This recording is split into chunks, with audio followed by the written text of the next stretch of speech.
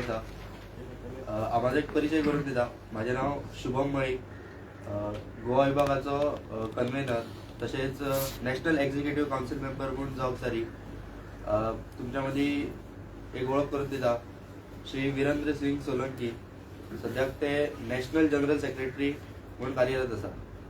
तसेच आमचे हर्ष छत्री नॅशनल मीडिया कन्व्हेनर, तसेच आमचे राहुल रजोरिया कोंकण प्रांत मंत्री अशी जबाबदारी आसा।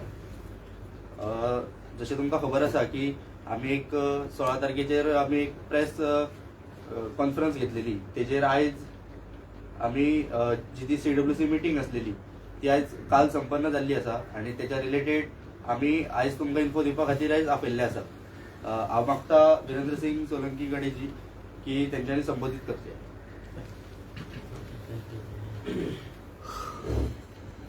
सभी को नमस्ते। इस आज की प्रेस कॉन्फ्रेंस में सभी पत्रकार बंधुओं का और भगिनियों का स्वागत है। वॉइस आ रही है आप सबको क्लियर? वॉइस आ रही है? ओके। तो आप सबका स्वागत है इस पत्रकार वार्ता में। जैसे कि आप सबको पिछली प्रेस कॉन्फ्रेंस में 16 तारीख को जब हुई थी, हमने जानकारी साझा की थी कि विद्यार्थी परिषद की केंद्रीय कार्य समिति की जो बैठक है वो बैठक गोवा में कैफे स्थित दामोदर संस्थान में हो रही है।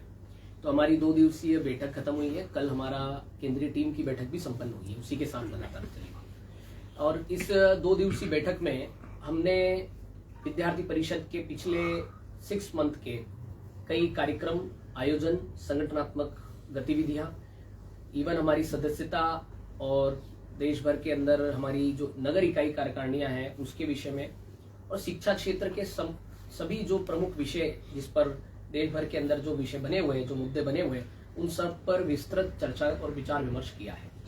हमने जो समसामयिक विषय, जो समाज के अंदर भी कुछ ऐसे विषय जो यूथ को पिन करने वाले हो, या राष्ट्र के मुद्दे ऐसे जो राष्ट्रीय एकता, अखंडता और राष्ट्रीय सुरक्षा संबंधित विषय हैं, उन सभी विषयों पर ऐसी हमने विभिन्न सत्रों के माध्यम से हमारा चर्चा और विचार विमर्श हुआ है।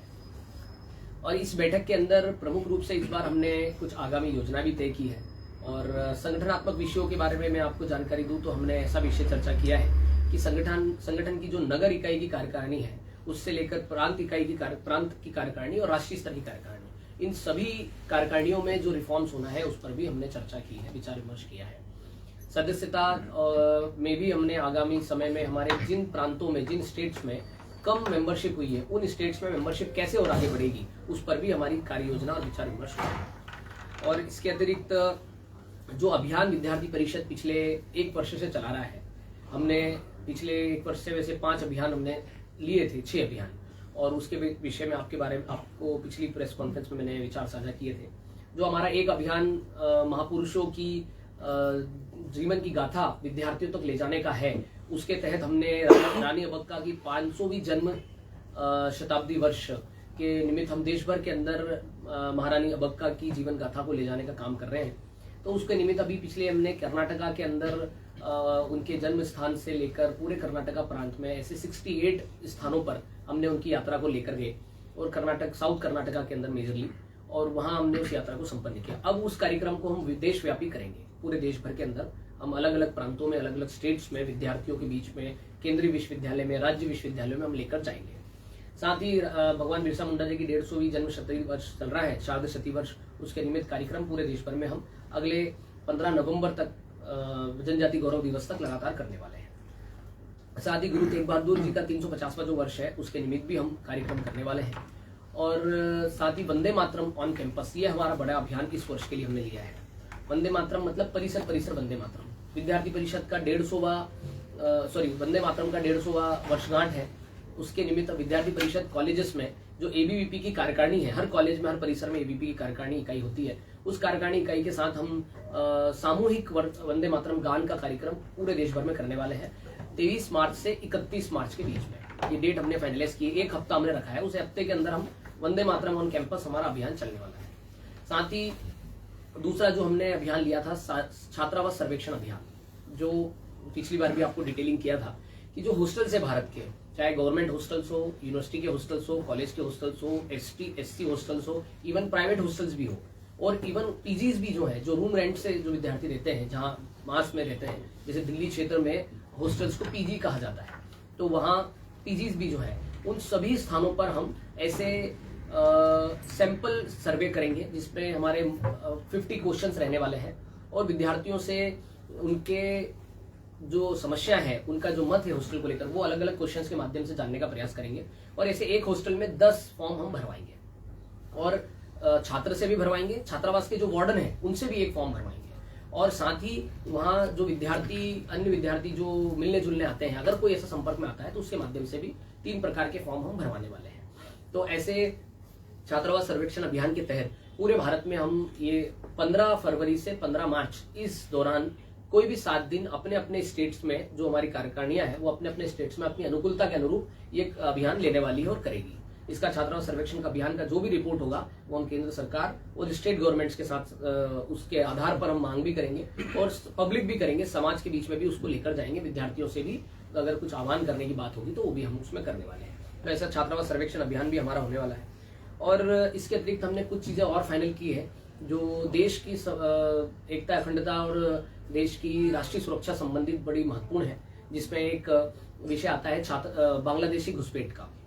बांग्लादेशी घुसपैठ को लेकर विद्यार्थी परिषद 1979 से लगातार काम कर रहा है, और 1979 से हम विभिन्न अधिवेशनों में हमारे प्रस्ताव पारित करके हम केंद्र सरकार को बात कर रहे हैं। कहीं पर हम सीमा सर्वेक्षण करके सरकार को रिपोर्ट दी है, हमने पूर्व में दिया है। हमने बंगाल की स्टेट गवर्नमेंट हो, असम की स्टेट गवर्नमेंट हो, केंद्र सरकार हो, उनसे भी बात की है। समय समय पर देश के बीच में घुसपैठ की समस्याओं को लाने के लिए जनजागरण यात्राएं की है। ऐसी विभिन्न यात्राएं हम करते आए हैं। अभी भी जो बांग्लादेशी घुसपैठ है उसको लेकर और ज्यादा कार्य करने की आवश्यकता है। इसलिए हमने बांग्लादेशी घुसपैठ और SIR, जो एक संवैधानिक प्रक्रिया है जिसके माध्यम से जो वोटिंग प्रक्रिया है उसका शुद्धिकरण होता है, और एक तरीके से लोकतंत्र को बचाने का बहुत बड़ा एक स्टेप है। तो SIR के माध्यम से जो देश भर में भी 10 राज्यों में SIR हुई है और कई राज्यों में होना है, तो उसके माध्यम से ग्राउंड लेवल पर SIR को इम्प्लीमेंटेशन में जो समाज के अंदर एक तरीके से नैरेटिव और एक तरीके से उनका मत बन रहा है, उन सब विषयों को लेकर हम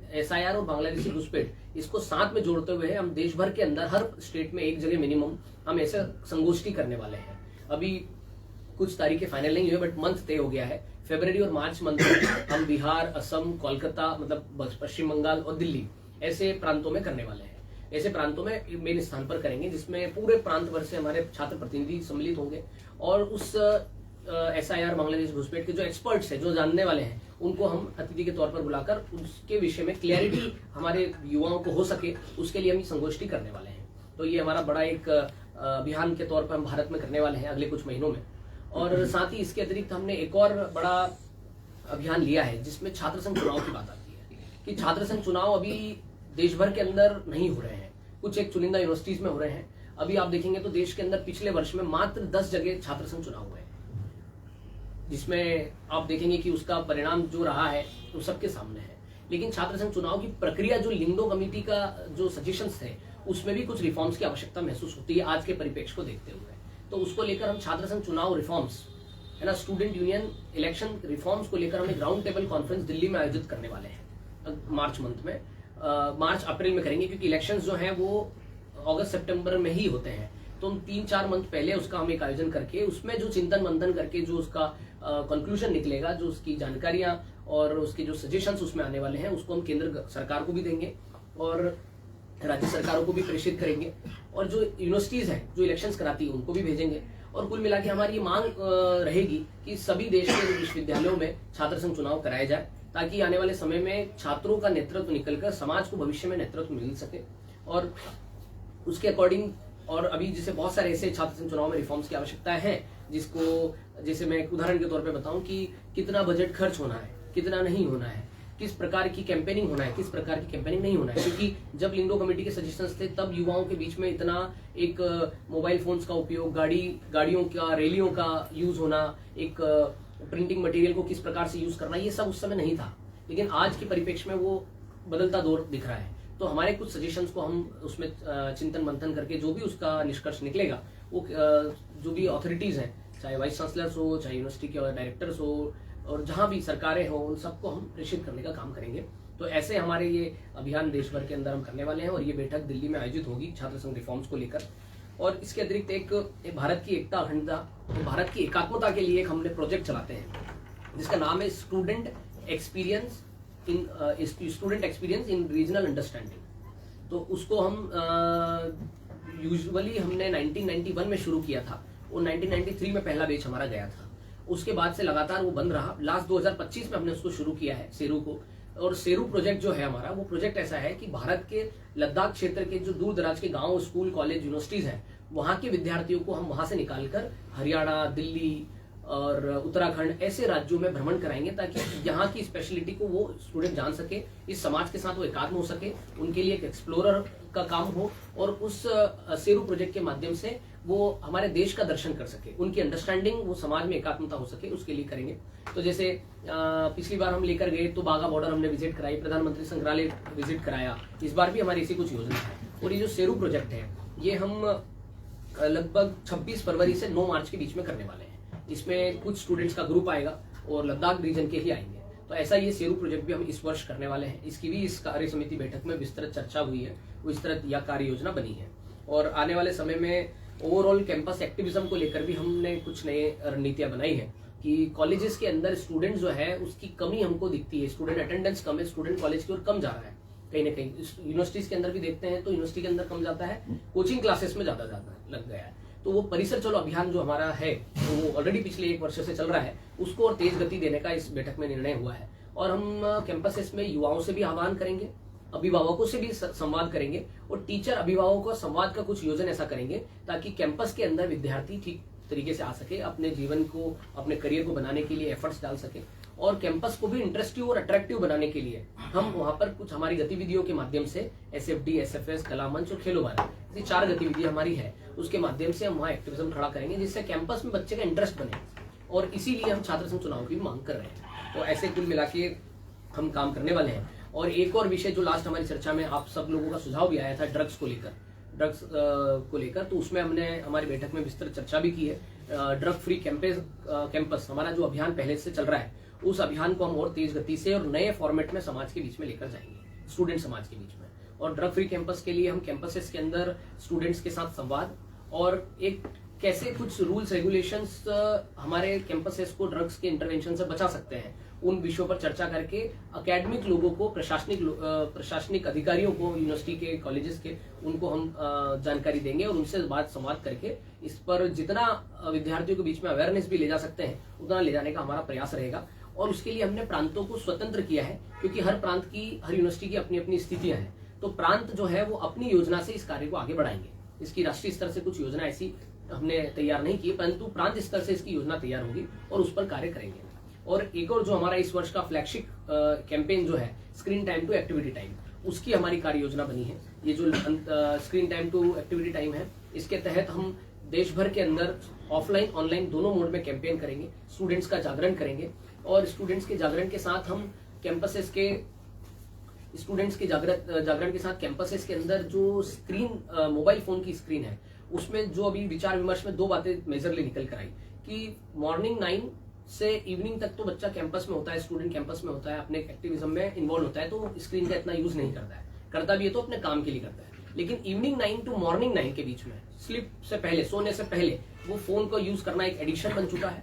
सुबह उठते से 1 घंटा फोन यूज करना एक एडिक्शन बन चुका है। तो कहीं ना कहीं इस ड्यूरेशन में युवाओं को हॉस्टल्स के अंदर और कैंपसेस के अंदर अवेयर करने की आवश्यकता है और उसके लिए हम कई विभिन्न गतिविधियां चलाएंगे। हमने ऐसी कुछ 32 गतिविधियां निकाली है जो कॉलेजेस में हो सकती है, जिसमें मेजरली हमने स्वेट बिफोर स्लीप ऐसा एक स्लोगन भी दिया है कि सोने से पहले हम कुछ वर्कआउट, कुछ गेम खेलकर ही सोएं ताकि हम फोन से बच सकते हैं। तो ऐसा हमने प्ले बिफोर स्लीप ऐसे करके भी स्लोगन दिया है। हमने screen time to timely sleep की भी बात की है कि समय पर सोने की बात की है। हमने दिन के अंदर जो स्क्रीन है उसको यूज करने के लिए हमने जो एक्टिविटीज है युवाओं में, मेनली जो टीनेजर्स हैं उनके बीच में है, तो हमने screen time to play time का एक कैंपेन लिया है, जिसमें हमने ऐसा भी एक कल्पना करी है कि कैंपस के अंदर प्रशासन से बात करके एक ऐसा कॉर्नर बनाया जाए जिस कॉर्नर में फोन अलाउड ना हो यूज करना, और वहाँ छोटे जो इंडोर गेम्स है उसका एक सेटअप हो, जैसे चेस खेलना और बैडमिंटन खेलना, कैरम खेलना या कुछ भी ऐसा गेम खेलना या रीडिंग करना, वहाँ लाइब्रेरीज होना, वहाँ बुक्स रखी जाना, इस प्रकार का एक वातावरण हो जिससे युवा जो है फोन से दूर होकर एक ऐसे स्टेप लेने से वो अवेयर होगा, जब वो जानकारी में होगा, जागरूक होगा, तो इस प्रकार के खुद स्वतः ही वो नियंत्रण करने का प्रयास करेगा। तो ऐसा हमने ऐसे 32 गतिविधि हमने निकाली है जो पूरे भारत में कैंपसेस में हम करने वाले हैं, और इस कैंपेन को पूरे देशव्यापी तौर पर हम चलाएंगे। इसके माध्यम से युवाओं को स्क्रीन एडिक्शन से बचाने का हमारा प्रयास रहेगा। तो इस प्रकार से हमारा ये पूरे 2 दिवसीय बैठक के अंदर हमारा कार्य समिति संपन्न हुई है, और 2 दिवसीय बैठक के अंदर हमारा आने वाले समय में हमारे कार्य की योजना, आने वाले समय में हमारे कार्य की तेज गति इस बैठक के माध्यम से हमको मिली है, और एक तरीके से मजबूत रूप से हमारा संगठन और विद्यार्थी एक्टिविज्म हुआ है, और क्लैरिटी के साथ हमारे कार्यकर्ता जो देश भर से आए थे वो एक विजन लेके इस बैठक के माध्यम से गए हैं, एक कार्य की दृष्टि अपने माइंड में लेकर गए हैं, और इन सभी अभियानों पर 6-7 अब हमारे अभियान और जो हमारे फ्लैगशिप इवेंट है उन सब विषयों पर हम आने वाले समय में काम करने वाले हैं। और इसके लिए हमने पूरे देश भर के अंदर जो कार्यकर्ता आए थे देश भर से, उन सब के साथ विस्तृत चर्चा भी की है, विचार विमर्श भी किया है, कुछ कमेटियों का गठन भी हुआ है। ऐसी 2 घोषणाएं भी हमारी केंद्रीय कार्य समिति के अंदर हुई है, जिसमें एक हमारे पूर्व राष्ट्रीय मंत्री रहे राहुल राणा जी, वो अभी वापस पूर्णकालिक जीवन में आकर वो BHU के केंद्र रहेगा और केंद्रीय राज्य विश्वविद्यालय के संयोजक रहेंगे, केंद्रीय विश्वविद्यालयों के संयोजक रहेंगे, केंद्र उनका BHU रहेगा। एक हमारी बहन श्रेया जो SFS का कार्य करती थी, उनका केंद्र काशी से बदलकर अभी भोपाल किया गया। ऐसी 2 संगठनात्मक घोषणा भी इस बैठक के अंतर्गत हुई है। तो ऐसे कुल मिला के हमारी 2 दिवसीय बैठक हुई है, इसमें विभिन्न चर्चा हुई है, और इस बैठक को आयोजन करने में जो गोवा की हमारी इकाई है उन्होंने बहुत अच्छी व्यवस्था, बहुत अच्छी तैयारियां की, सभी प्रकार की अच्छे से चिंतन हो सके उसकी चिंता रखी, और इतने अच्छे आध्यात्मिक स्थान पर हमारी बैठक हुई है जिसमें गोवा का जो दृश्य देश के अंदर समझा जाता है उस प्रकार उसके विपरीत तो नहीं कहूंगा कि गोवा का जो मूल स्वभाव है, जिस प्रकार से गोवा का मूल संघर्ष रहा है, उसको आत्मसात करते हुए हमने इस बैठक के अंदर दामोदर संस्थान में मंदिर के अंदर हमने इस बैठक को किया है। विचार विमर्श हमारे कार्यकर्ताओं का हुआ है, और बड़ा ही आध्यात्मिक माहौल में हमने देश, समाज और युवाओं के प्रति विचार करने का कार्य इसमें किया है। इसके लिए मैं पूरे गोवा के कार्यकर्ताओं का भी आभार व्यक्त करता हूँ, और गोवा वासियों का भी, क्योंकि गोवा वासियों ने भी इसमें भूमिका निभाई है, उन्होंने भी सहयोग किया है। गोवा के कई कार्यकर्ता, पूर्व कार्यकर्ता, समाज के जन, उन्होंने सहयोग से ही हमारी ये बैठक संपन्न हुई है, उनका भी मैं बहुत बहुत धन्यवाद और आभार व्यक्त करता हूँ। तो ऐसे कुल मिला के हमारी बैठक संपन्न हुई है, और उसकी जानकारी मैंने आपके साथ साझा की है। बहुत बहुत धन्यवाद। आपके कुछ प्रश्न हो तो पूछ सकते हैं। सर, आपको बीट्स पिलाने के बारे में पता होगा कि काफी स्टूडेंट्स लोगों की मौत हुई है, इसके ऊपर 5 लोगों का, हाँ वो विषय पिछली प्रेस कॉन्फ्रेंस में आया था, वो हमने बताया उनको। 5 लोगों का उसमें वो हुआ है। कुछ जानकारी ऐसी भी लगी कि जो स्टूडेंट्स का सुसाइड हुआ है उसमें ड्रग्स एडिक्ट भी थे कुछ, तो उसी को लेकर हमने सिर्फ ये बिट्स पिलाने की बात नहीं है हमारे लिए दिल्ली IIT की भी बात है, जहाँ पिछले 8 महीनों में 7 सुसाइड्स हुए हैं, और ऐसे दूसरी जगह भी हुए। तो हमने हर स्तर पर इसके लिए हम प्रयासरत हैं। हमने स्टूडेंट्स का मानसिक स्थिति बदले, उसके लिए happy and meaningful student life, ये हमारा कैंपेन भी चला रहे हैं। दूसरा, हमने सरकार को भी कहा है, केंद्रीय शिक्षा मंत्रालय को भी हमने, जब हमारी भेंट हुई थी तो हमने इस विषय को लिखित में उनको दिया था कि हम जो देश भर के अंदर सुसाइड्स हो रहे हैं, इस पर एक समिति बनाकर जांच होना चाहिए कि इसका मेजर रीजंस क्या है, और उसके अकॉर्डिंग पॉलिसी बनानी चाहिए। तो ये हमने कहा है, और मुझे जहाँ तक जानकारी है कि एक समिति बनी भी है केंद्रीय गवर्नमेंट की, शिक्षा मंत्रालय की, और वो इस पर जांच कर रही है। नेशनल इंस्टीट्यूट्स का मेजरली वो फोकस करके कर रहे हैं, तो वो कर रहे हैं। परंतु हमारे स्तर पर हम जितना प्रयास विद्यार्थियों के बीच में हम जागरण करने के लिए, उनको संगठित रखने के लिए कर रहे हैं, तो कुल मिला के हमारे जो विभिन्न आयाम हैं, इनके माध्यम से युवाओं में एक अच्छा पॉजिटिव वातावरण बना रहे, एक ठीक मानसिकता के साथ वो अपने करियर में आगे बढ़े, उसके लिए हम प्रयासरत रहते ही हैं। तो ऐसा किया है हमने, ये कार्य हमारा लगातार चल रहा है। ये काम ऐसा नहीं है कि 1-2 महीने के अभियान से ठीक हो जाएगा, ये लगातार सतत लॉन्ग टर्म तक हमको कुछ कार्य करना पड़ते हैं, तब जाकर उसके परिणाम होते हैं। तो हम वो लगातार कर रहे हैं ऑलरेडी, और कहीं कहीं ऐसी घटनाएं होती है जहाँ एकदम से सामने आती है, तो उसके विषय में हम लोग एक्टिवली वहाँ शासन प्रशासन से जो न्याय के लिए मांग करना है वो भी करते हैं, और बाकी विद्यार्थियों को अवेयर करने का भी प्रयास करते हैं। कॉलेज लाइफ में देखा जाएगा तो specially in the higher education और जैसे उच्च माध्यमिक विद्यालय में देखा जाएगा तो पॉलिटिक्स का प्रमाण बढ़ रहा है। जैसे ABVP हो, NSCUI हो, इनको पॉलिटिकल पार्टियों की ओर से सपोर्ट किया जा रहा है, और एक पार्टी पॉलिटिक्स दिखाई दिया जा रहा है। कैसे देखते हैं? देखो, सबसे पहले तो आपका प्रश्न अच्छा है। मैं ये कहूँगा कि ABVP का स्पष्ट मत है कि कैंपसेस के अंदर पॉलिटिक्स नहीं होना चाहिए। We are not for politics, ABVP works for national interest. हम नेशनल इंटरेस्ट के विषयों को जरूर बात करते हैं विद्यार्थियों में, पर पॉलिटिक्स का विषय हमारा नहीं है। अब दूसरी बात ये कि आप देखिए कि एबीवीपी एक स्वतंत्र ऑर्गेनाइजेशन है, हमारे साथ कोई पार्टी नहीं उतरती है कैंपसेस के अंदर, लेकिन एनएसयूआई डायरेक्टली किसी पार्टी का अलाइड ऑर्गेनाइजेशन है, हम किसी पार्टी का अलाइड ऑर्गेनाइजेशन नहीं है। समाज में एक भ्रम जरूर हो सकता है, परंतु मैं पिछले कॉन्फ्रेंस में भी बताया था कि हम किसी भी पार्टी के साथ, डायरेक्ट पॉलिटिकल पार्टी के साथ डायरेक्ट हमारा कोई भी कम्युनिकेशन नहीं है और कोई अटैचमेंट नहीं है, हम अलाइड ऑर्गेनाइजेशन नहीं है। हम मात्र संगठन हमारा जो है वो आरएसएस या राष्ट्रीय स्वयंसेवक संघ, और स्वतंत्र ऑर्गेनाइजेशन होने के नाते सारे कार्य हम अपने स्वतंत्र करते हैं। इलेक्शन भी लड़ना होता है तो एबीवीपी स्वयं स्वतंत्र रूप से लड़ती है। अभी दूसरे जो ऑर्गेनाइजेशन है, इवन एनएसयूआई जो है वो डायरेक्ट कांग्रेस पार्टी का अलाइड ऑर्गेनाइजेशन है, और वो डायरेक्टली कांग्रेस पार्टी के नेता उनके साथ इलेक्शन में उतरते हैं, हमारे साथ नहीं उतरते हैं। लेकिन ये बात सही है कि राजनीतिकरण नहीं होना चाहिए कैंपसेस का, उसके लिए सभी संगठनों ने ध्यान रखना। और एबीवीपी को आप जैसे आप कहें कि एबीवीपी एक पॉलिटिकल पार्टी अगर कैंपस में जा रही है तो ये आपकी थोड़ी समझ थोड़ी इसमें कम है, क्योंकि एबीवीपी पॉलिटिकल नहीं है। हम दलगत राजनीति से ऊपर उठकर राष्ट्र नीति के लिए काम करने वाले संगठन है, और राष्ट्र नीति के लिए जब बात करेंगे तो युवाओं की भूमिका प्रमुख होती है, और युवा कैंपसेस में पढ़ता है, और कैंपसेस में पढ़ने वाले युवाओं को नेशनलिज्म के लिए, राष्ट्र के लिए क्या अच्छा है क्या बुरा है, समाज के लिए क्या अच्छा है क्या बुरा है, उसकी समझ देने के लिए विद्यार्थी परिषद जैसा संगठन आगे आता है।